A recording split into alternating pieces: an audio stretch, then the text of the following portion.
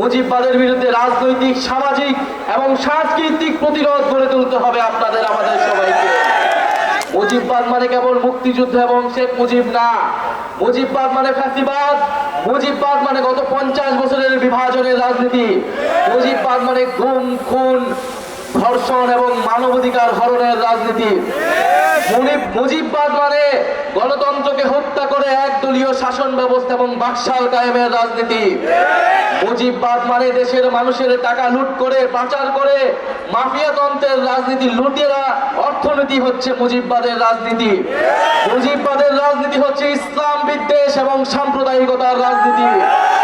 মুজিববাদ মানে হচ্ছে সংখ্যালঘু সম্প্রদায়ের জমি সম্পদ দখলের রাজনীতি। মুজিববাদ মানে বাংলাদেশের সার্বভৌমত্ব জাতীয় স্বার্থের সাথে আপোষ করে দেশকে ভারতের কাছে বর্গা দেওয়ার রাজনীতি। আমরা এই মুজিববাদের রাজনীতির বিরুদ্ধে দাঁড়াচ্ছি। এই মুজিববাদকে আমরা বাংলাদেশ থেকে বিতাড়িত করেছি। মুজিববাদকে বাংলাদেশে আমরা মাথা তুলে দাঁড়াতে দিব না।